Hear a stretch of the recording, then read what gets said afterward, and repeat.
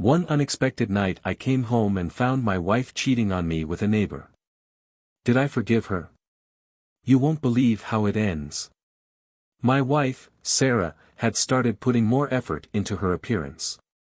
We'd been together for years, and while she always looked great, lately, she seemed to be going out of her way to dress up, wear more makeup, and even picked up a new perfume. She'd never been the type to obsess over her looks, especially on days when we were just lounging at home or running errands. But now, she was putting in the effort even when we weren't going anywhere. At first, I thought maybe she was just going through a phase, or that she needed a boost in confidence. We all go through phases, right? And I didn't want to overthink it. She'd always been independent, and I liked that about her. But then, things got stranger. One evening, she mentioned our new neighbor, Adam, a few houses down. She casually dropped his name into a conversation about some neighborhood event. I didn't think much of it. Adam was single, worked out a lot, and kept to himself for the most part. Over the next few weeks, though, she brought him up a few more times. It was always subtle, always in passing. But it was enough to catch my attention. Then one Friday night, I decided to go out for a drink with a few buddies after work. Sarah encouraged me to go, even seemed a little too enthusiastic about it. I thought nothing of it at the time, but looking back, that was the night everything started to make sense. After that night at the bar, something shifted. As I replayed her behavior in my head, little things started adding up, like how she encouraged me to go out more often, how she'd always seem almost too happy to have the house to herself. And then there was Adam. I started noticing the way she'd casually look out the window whenever he'd walk by. She even waved to him once, in a way that felt different, almost familiar. It was like a quiet alarm going off in my head, but every time I tried to shake it off, another piece would fall into place. One night, I got home late from work, and she was sitting on the couch, dressed up, even though we had no plans. Hair done, a bit of makeup, that new perfume lingering in the air. Just felt like looking nice, she said when I asked. Her tone was casual, but there was something in her eyes, an edge I couldn't quite place. The more I watched, the more I noticed how much effort she was putting into her appearance. Then one afternoon, I found her phone lying out on the table, something she'd usually keep close. She was in the shower, so I picked it up, debating for a moment.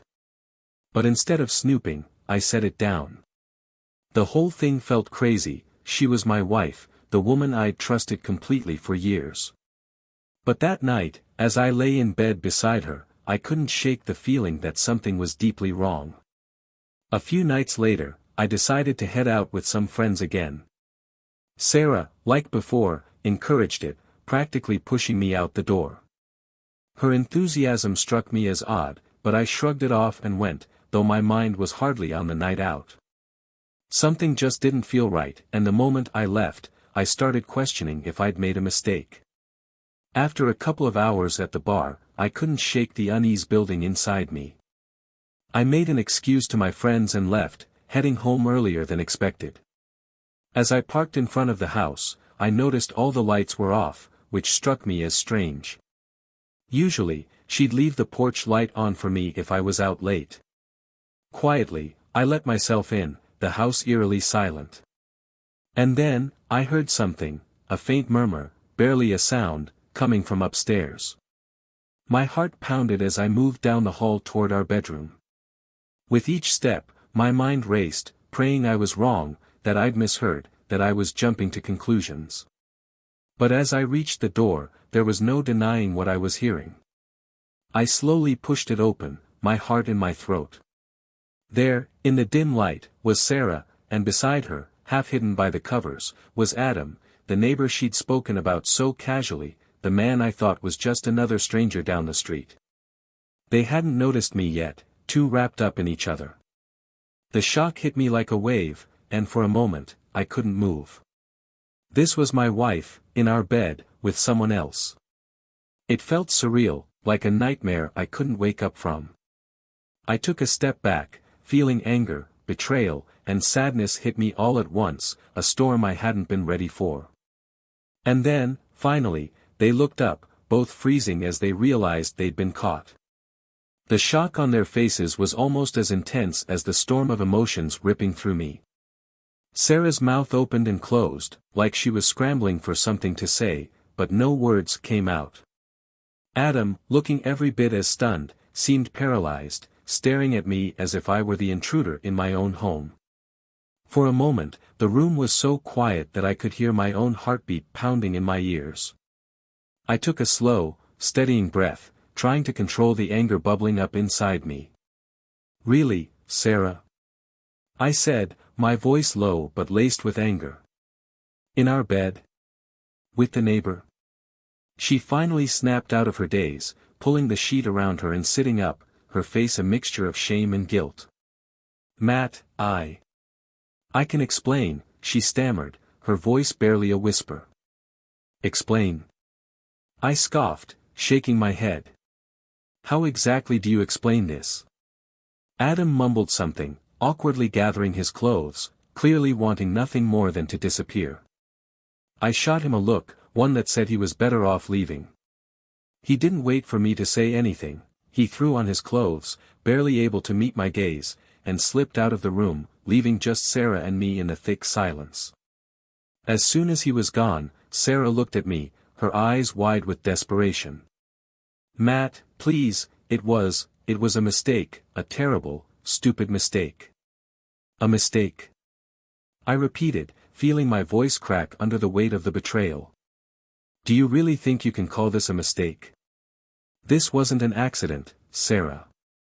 This was deliberate." She wrapped the sheet around herself tighter, her face turning red. "I didn't mean for it to happen. Things just got out of hand. I couldn't hold back anymore." "Got out of hand?"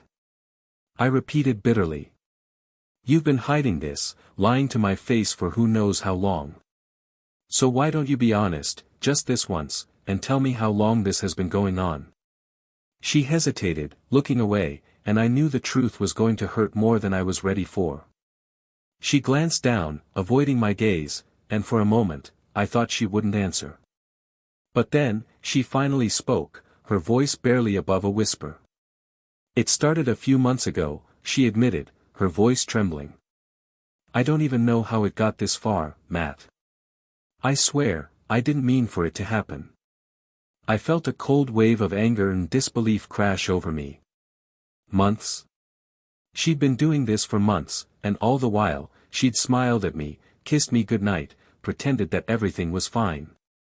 "You didn't mean for it to happen." I shot back, barely able to keep my voice steady. "Sarah, you've been sneaking around, lying to me day after day. Don't stand here and try to make this sound like some kind of accident." She looked down, her face flushed with guilt, and I could see her struggling to find the right words, to try to salvage the situation. "It's not like that, it was just. I don't know, it was exciting, and I didn't think it would go this far." The weight of her words hit me like a punch to the gut.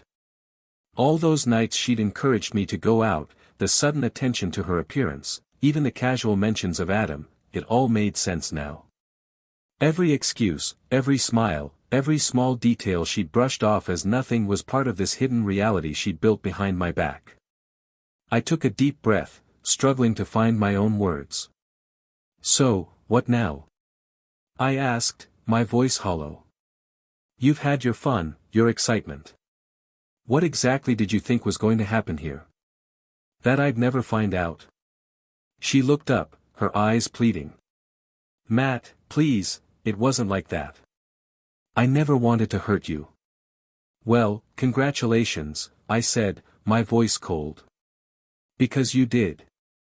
And now, we're done." For a moment, she just stood there, stunned. And as I turned and walked out of the room, I felt the weight of her betrayal settle in fully, knowing that there was no going back. As I walked down the hall, the sound of her footsteps followed close behind. I could hear her voice, shaky and desperate. "Matt, please, wait. Don't do this. We can talk about it. We can fix this." I stopped, turning around slowly to face her. She looked fragile, vulnerable, her face red from tears she was trying to hold back. It was a stark contrast to the confident, composed woman I'd always known. For a moment, I almost didn't recognize her. "Fix this?" I asked, my voice thick with disbelief. "Sarah, you destroyed everything we built. You betrayed me, in our own home, with our own neighbor. And now you want to fix it?" She took a step closer, reaching for my arm, but I pulled away. "Matt, I made a mistake, yes, a terrible, awful mistake. I got caught up in something that shouldn't have happened. But please, don't throw everything away because of one horrible choice." "One horrible choice?" I repeated, bitterness creeping into my tone. "This wasn't just one moment, Sarah. This was months of lies. Months of you pretending, hiding, and lying to my face every single day." She looked down, tears streaming down her cheeks. I know. I was stupid, and I'm so sorry. But I'll do anything to make it up to you, Matt. Please, don't walk away from us." I wanted to believe her. Part of me wanted to go back, to undo the hurt, to just pretend that none of this had happened. But I knew I couldn't. The damage was too deep, the trust shattered beyond repair. "I don't see how you think we can go back to the way things were," I said, my voice softening just slightly. "You chose him over us, Sarah. You made your choice." She shook her head frantically. "No, Matt, I choose you. I choose us. I was stupid and reckless, but I swear, I never stopped loving you." I took a deep breath, the weight of her words hanging in the air. "Then why didn't you think of that before you threw everything away?" I asked. "Why didn't you remember that when you let him into our home, into our life?" She opened her mouth to respond but stopped, unable to find an answer. Finally, she whispered, "Please, don't leave me. Let's go to counseling, do whatever it takes. Just don't end this. I know I messed up, but I'm willing to fight for us." I looked at her, feeling a mix of sadness, anger, and pity. Her desperation was real, and maybe her regret was, too, but I knew deep down that this was a wound that might never heal. Just as I was about to turn away, she blurted out, "Matt, wait, there's something else."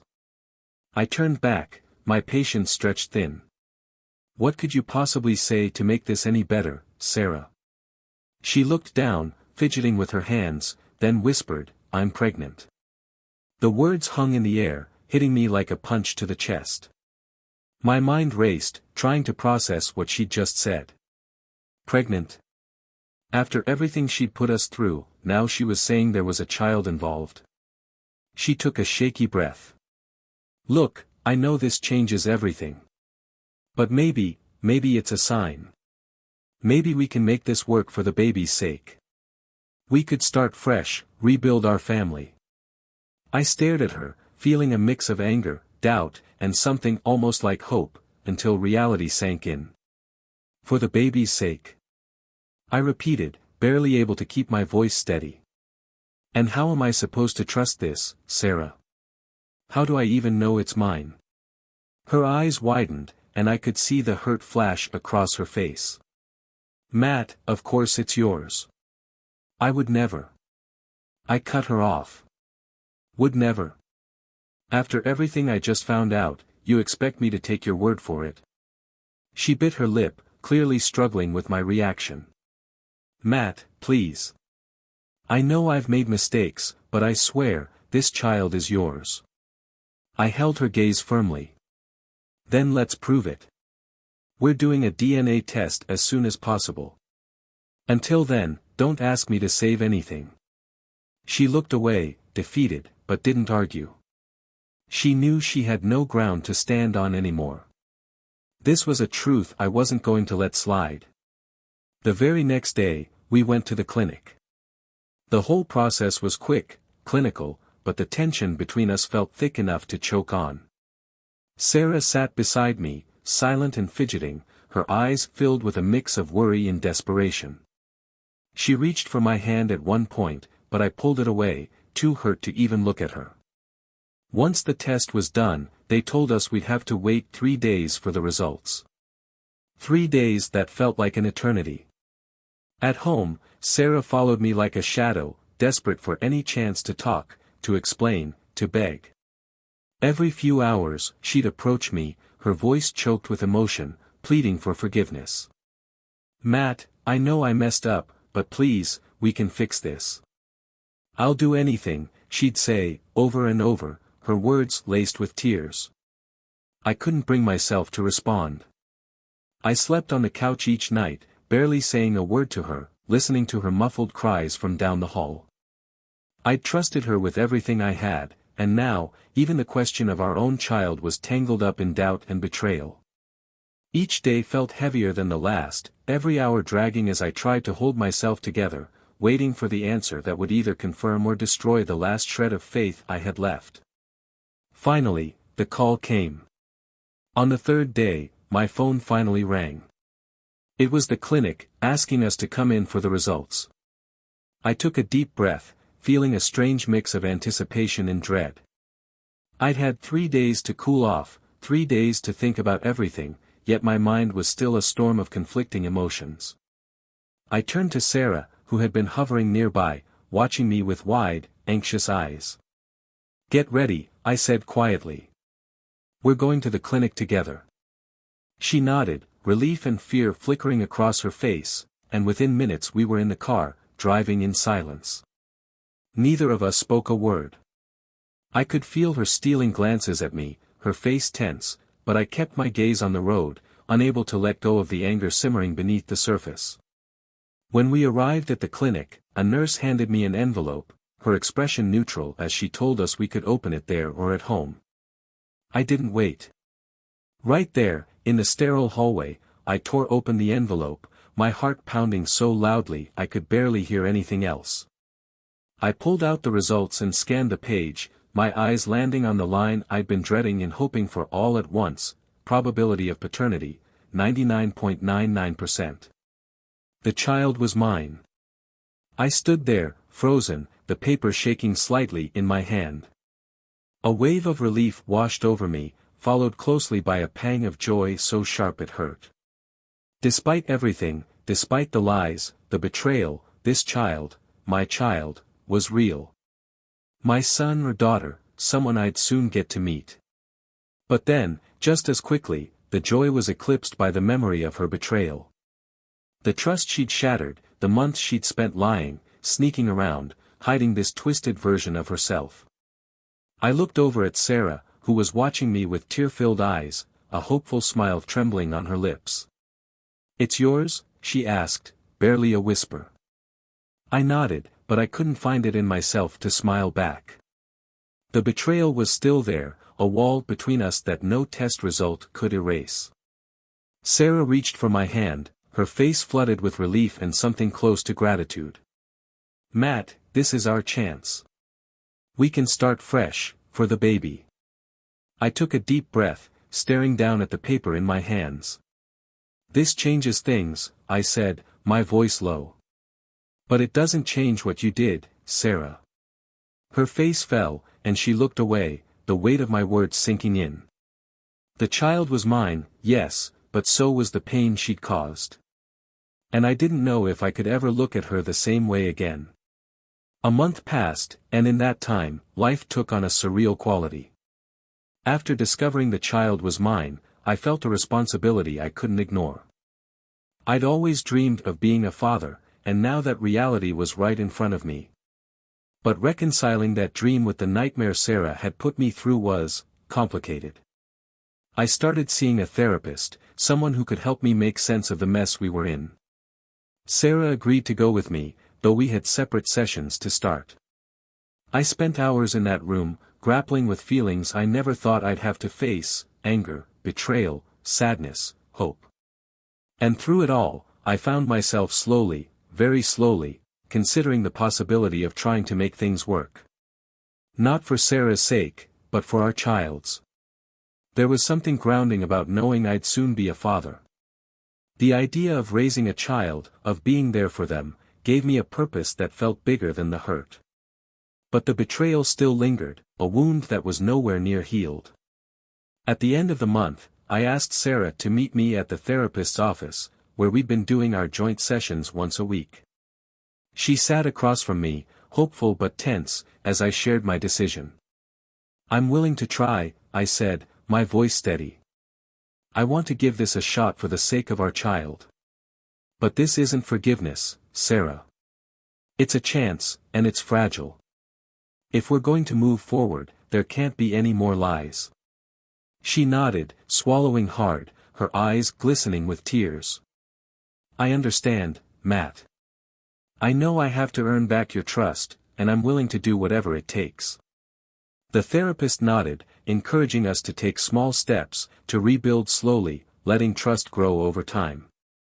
It wasn't a promise of a perfect ending, but it was a start. And as we left the office that day, I realized that while forgiveness might be far off, the path to rebuilding had at least begun. And for the sake of our child, that was enough, for now. As the weeks went by, I felt the need for a true fresh start, one that didn't carry the weight of everything that had happened in that house. After talking it over with Sarah, we decided to sell it. It was a painful process in some ways, letting go of the place where so many memories had been made, but it was also freeing. It was a place that had held too many secrets, and I knew we couldn't move forward while staying in the shadows of our past. The sale went through faster than I expected, and within a couple of weeks, we had found a new place, a small but cozy house in a quiet neighborhood, perfect for starting over. The timing couldn't have been better, with only a few weeks left before our daughter was due. Moving in felt surreal, like we were stepping into a new chapter, this time with both excitement and trepidation. Sarah and I spent every spare moment getting the house ready. We painted the nursery together, picking out soft shades of lavender and gray, carefully assembling the crib, and setting up all the baby essentials.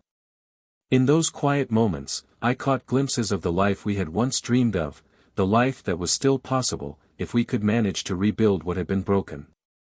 There was a peace in those small acts of preparation.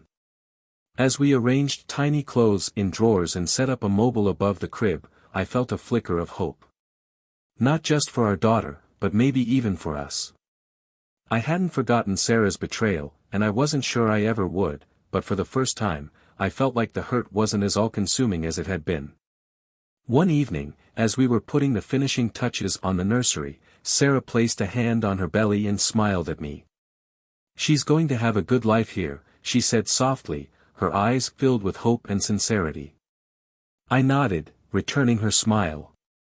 "She will," I said, my voice steady. "We're going to make sure of that."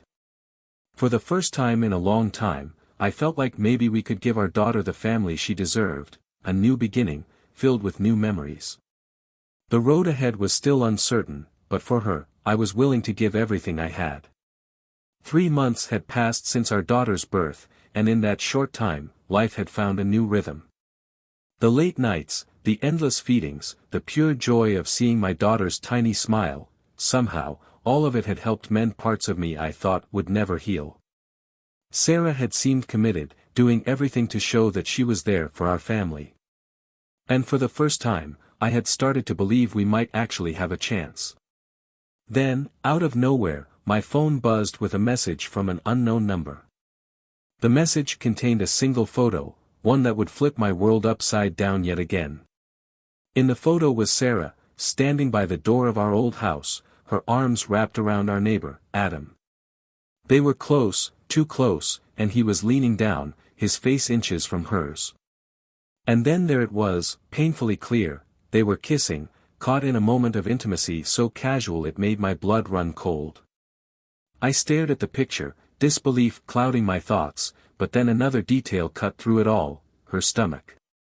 Her belly was round, unmistakably swollen with our daughter. This hadn't happened months ago or at some distant time before the promises and the therapy. No, this was recent. This was during the move, while we were supposedly trying to rebuild. My hands shook as I scrolled back up to the picture, the truth settling like a stone in my stomach. Every hopeful step we'd taken felt like a lie now, a thin veneer of commitment hiding something I'd thought we were past. I'd poured my heart into rebuilding a life with her, into creating a safe, loving home for our daughter. And all the while, she'd been carrying on, sneaking around with him behind my back, again. The realization was blinding. The betrayal cut deeper than ever, an ache that seemed to spread through my entire body as I sat there, staring at the screen. In that moment, everything we had been trying to rebuild crumbled, and I found myself right back where I'd started, lost, betrayed, and at a complete loss for what to do next. The shock of that photo lingered in my mind, twisting my stomach every time I thought about it. I couldn't believe I'd let myself fall for her promises again, that I'd built this entire life around the idea that we could move forward. I'd given her every chance to prove herself, and she'd thrown it all away for one last fling with the man who'd nearly destroyed our marriage once already. But this time, I wasn't going to waste my energy on another confrontation or hear her apologies. I was done with the endless cycle of lies, and I refused to let her manipulate me any longer. I looked at our daughter, sleeping peacefully in her crib, and I knew what I had to do. She deserved a stable, honest home, one that Sarah couldn't provide. I picked up my phone and dialed my lawyer. When he picked up, I didn't waste any time. "I need to file for divorce," I said, my voice steady, more sure than I'd felt in a long time. "And I want to take everything, my share of the money, the house, and most importantly, custody of my daughter." There was a pause on the other end as my lawyer took in what I was saying. "Understood," he replied, his tone professional but sympathetic. "Given the evidence you have, this is more than possible. We'll need to proceed carefully, but with her documented history and this new evidence, we'll make a strong case." I could feel a weight lifting off my shoulders as we discussed the steps we'd need to take. I told him about the photo, making sure he knew I wasn't holding anything back this time. He assured me that with solid documentation of her infidelity, both past and recent, along with testimony about her pattern of deception, we'd have grounds to push for full custody and the assets that were rightfully mine. When the call ended, I looked around the house, the home I'd poured my heart into, the nursery we'd decorated together. Every part of it had felt like a fresh start, a place to heal. But now, those memories felt tainted. I'd rebuild again, on my own terms this time. I knew the road ahead would be tough, that she'd likely try to twist the story or beg for one more chance. But I'd reached my breaking point. My focus was on my daughter now, on creating a life for her that was free from the lies, manipulation, and betrayal that Sarah had dragged us through. And for the first time, I felt a sense of clarity, knowing exactly what I needed to do. With my lawyer on board, things moved quickly. I filed for divorce and requested full custody of our daughter. Sarah was served the papers within days, and the news hit her like a shockwave. She hadn't seen this coming, not this time. She'd always counted on my willingness to forgive, my desire to build a stable family. But I wasn't the same man I'd been before. The morning she was served, she showed up at the house, visibly shaken, her face flushed with anger and desperation. She stormed in, her voice trembling, almost as if she couldn't believe this was happening. "Matt, what the hell is this?" she demanded, waving the divorce papers at me, her eyes wide with disbelief. "You can't be serious." I looked at her calmly, refusing to be pulled into her chaos. "Oh, I'm serious, Sarah. I'm done. I've given you every chance to prove yourself, to build something real, and every single time, you chose lies and betrayal." She opened her mouth to protest, to make another round of excuses, but I held up my hand, stopping her. "No, I don't want to hear it. You chose this path, not me. You threw away our life, our family, for someone who couldn't care less about either of us. So don't stand here and act like you're surprised." Her face twisted with frustration, and she took a shaky breath. "Matt, please," she said, trying to keep her voice steady. "Think about what you're doing. You can't just take everything from me. This is my home too, and she's my daughter too." I looked at her, unwavering. She deserves stability, honesty, and a life free from lies and manipulation. And I'm prepared to fight for that. I'm not going to let you play games with her life like you did with mine. Her expression faltered, a flicker of panic replacing her anger as she realized I wasn't backing down. For years, she'd counted on my loyalty, on my tendency to forgive, but those days were over. The court proceedings started soon after. My lawyer presented everything, the photo, her previous affair, her lies, and the impact it had all had on our lives. He painted a clear picture of the unstable environment Sarah had created, one that was unfit for a child. Meanwhile, her lawyer scrambled, trying to counter, but they had no solid ground to stand on. Sarah looked at me from across the courtroom, her face pale, her once confident demeanor shaken. And for the first time, I saw the realization in her eyes, she was losing everything. But this time, the choice was hers. I was simply protecting my daughter from the toxic cycle that Sarah had spun us into, ensuring that the life I built from here on out would be grounded in truth, loyalty, and genuine love. After weeks of court appearances, hearings, and testimonies, the final day of the trial arrived.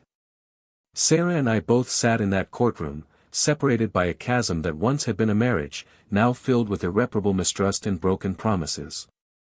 I kept my gaze steady, focused on the judge, bracing myself for whatever the verdict might be. When the judge finally spoke, his words hit like a wave of relief. Given the evidence presented, the documented history of infidelity, the deliberate deception, and its impact on the family environment, the court awards primary custody of the child to Mr. Matthews. Additionally, Mr. Matthews will retain the marital home and the majority of marital assets, as Mrs. Matthews' actions have demonstrated a consistent pattern of instability and dishonesty. Sarah sat there, frozen, her face a mixture of shock and anger. She'd lost her chance to manipulate, to control, to keep things going her way. As we both stood to leave, she threw one last look at me, her eyes filled with resentment. Outside the courtroom, she caught up to me, her voice barely holding back tears. "You're really taking everything, Matt. You're just going to leave me with nothing." I looked at her, calm but resolute. "I'm taking what's best for our daughter. You made your choices, Sarah. And now, I'm making mine." For once, she didn't argue. She just stood there, silent, as the weight of her choices settled in fully. The next few weeks were a whirlwind of adjustments. I settled into the house with our daughter, finally able to create a space that felt safe, honest, and full of potential. My life was quiet, but in a way that felt peaceful rather than lonely. With Sarah's influence gone, the house became a place where healing could truly begin. I'd thought that letting go of the past would be impossible, that moving on would mean carrying the weight of betrayal with me forever. But as I looked at my daughter, I realized that my focus was no longer on the hurt or the anger. It was on her future, on building something real, something steady.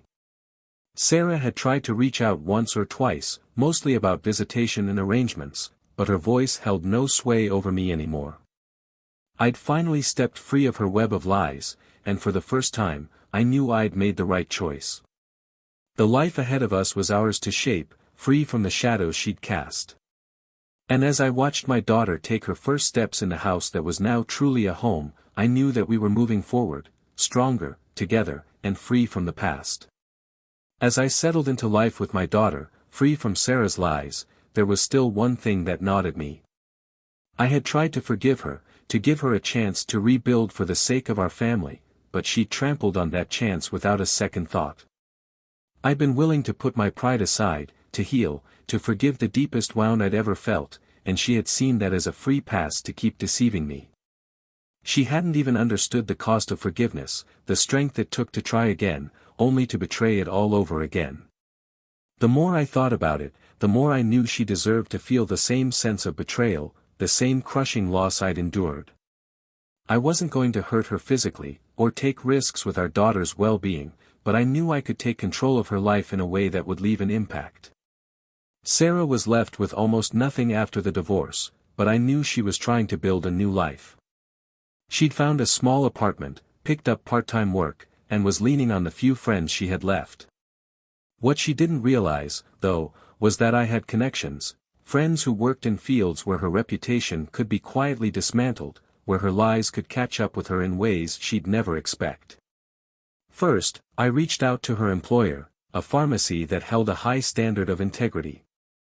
I anonymously informed them of her documented infidelity, her perjury in court, and her past attempts at falsifying evidence.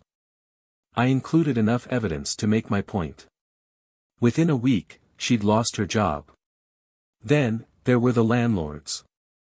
I contacted her building manager, explaining the history of deceit she'd spun over the years. I hinted that someone with her background was far from trustworthy. A few days later, she received notice that her lease was being reviewed. When she found out, she was furious. She tried calling me, sending angry texts, blaming me for every setback she was suddenly facing. I ignored her messages, each one reinforcing the fact that she was reaping the consequences of her own choices. The last part of my plan was simple but deeply personal. I reached out to her circle, friends, old neighbors, even some distant family. They had all been deceived by her charming lies, her seemingly perfect life. I made sure they knew the truth. I laid out the betrayal, the multiple affairs, her complete disregard for the life we tried to rebuild. The people who once stood by her began distancing themselves, realizing the extent of her lies. With each passing day, I felt a little lighter, knowing she was finally facing the fallout of her actions. She could no longer hurt me, couldn't manipulate me or keep me in the dark. I had rebuilt my life from the ground up, and now, she was left to do the same. And for the first time, I was truly free, knowing that she'd felt even a fraction of the pain she'd inflicted on me. My focus was now solely on my daughter and the life we were building together, while Sarah was left to face the consequences of her choices, alone. Life took on a new kind of peace in the months that followed. The endless cycle of betrayal, anger, and disappointment was finally over. My days were now filled with the laughter of my daughter, her small milestones, and the simple joys of building a life where she could grow up feeling loved, secure, and valued. Every time I looked at her, I felt a deep sense of purpose, a purpose that went beyond anything I'd felt before. She was the one true part of my life that had come out of all the turmoil, a reminder that even from the worst experiences, something beautiful could grow. Our home was filled with new memories, ones untainted by lies, just us and the life I was building to ensure she'd never have to feel the effects of the chaos her mother had caused. As for Sarah, I heard bits and pieces of her life from mutual acquaintances. She'd tried to reach out a few more times, but I never responded. Each attempt was met with silence on my end because I had nothing left to say.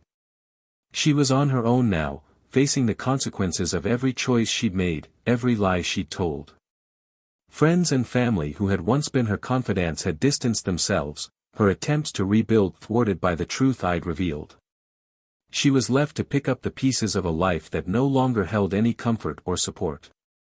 For me, though, this was a new beginning.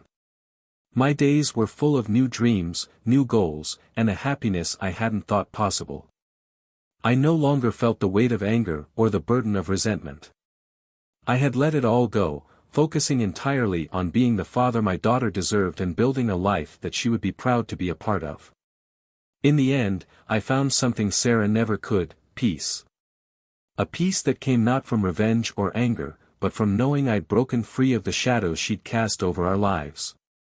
I had my daughter, my purpose, and a life filled with honesty and love. And that was more than enough.